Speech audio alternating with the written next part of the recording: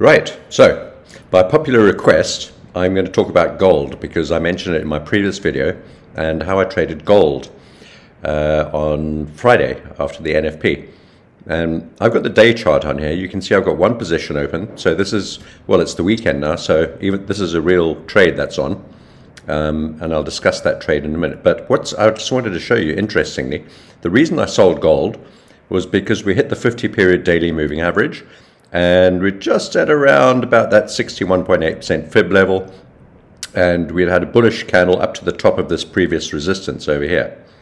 Just poking through it, as markets often do, to try and take out the stop losses above that high.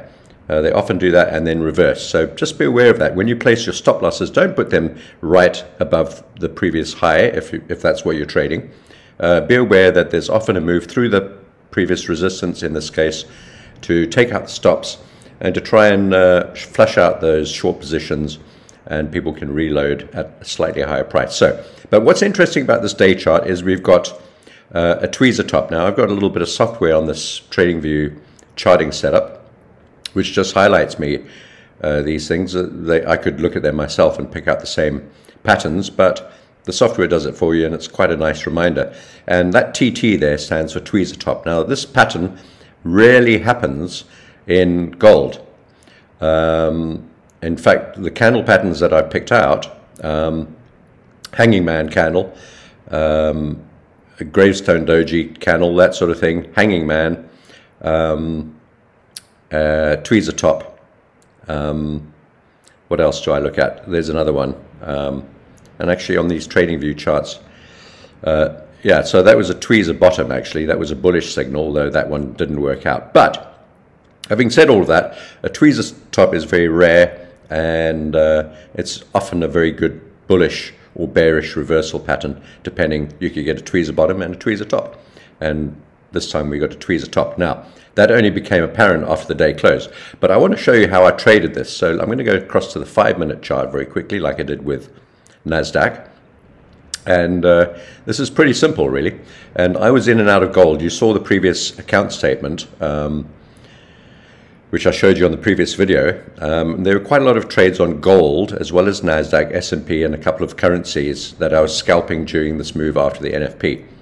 But this is what happened with gold. I was short at the top here, and we got short. Actually, my entry was somewhere around, I think it was in fact, it was precisely at 1785, right there. So where this mouse cursor is right now, that's where I got short. It went up a little bit before the NFP and then came crashing down. I traded this in exactly the same way as I traded the NASDAQ. As soon as I saw gold bottoming, the NASDAQ bottoming, euro and the pound all bottoming, which I also traded, I took that short position out, and then we rallied up here, and I sold again at that high there. Sometimes I switch to the 5-minute charts. So if I'm trading this intraday, remember this is one trade idea. My idea is to be short on gold, and now that we've got a tweezer top in place, I'm even more happy with that idea. So my idea was to be short all the way through the Friday's trading and going into next week. So I'm still holding a short position, as you can see, a very small one, but nevertheless it's there. We may get another bounce up on the 5-minute charts to some of these moving averages. This one here is the 200-period moving average on the 5-minute chart, so I'll have a look at that. But generally, any moves up into this sort of area, I'll be looking to resell again. So I got out of the short position, resold, we came back down here, I got out of that short position, and then it came up, and then basically it just moved sideways thereafter. And then eventually on this breakdown, I took another short position. That's that one that we've got there at 1773. So whether this will continue on south or not, going into Monday's trading, I don't know. We might get a rally up to 1780, 1785 even, maybe even right back up to the top. My position will still be short on gold. So I'll be looking for opportunities to sell. But the whole point of this video, now that I've waffled on for way too long already, is to show you that on the same trade, the same idea, same position, with the idea to hold that into the weekend and into Monday, which I don't often do, don't often hold overnight trades. but over weekend trades rather. I do hold overnight trades quite often. I try not to hold them over the weekends because you can get big gaps, and that's another story for another video. But the idea was to hold this trade, and I'm still in it, and the idea was intraday trading during the New York session, get out at the bottoms, sell again on a rally, get out at the bottom, sell again on a rally. And so I've been in this position 3 times, and I've banked profits at the bottom there and at the bottom here. Okay, it didn't move very much after that. So that's how to trade, one direction,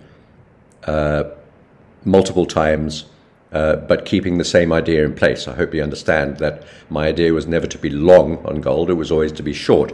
But any opportunity to sell on rallies gave me the opportunity to resell after having taken profit on the dips.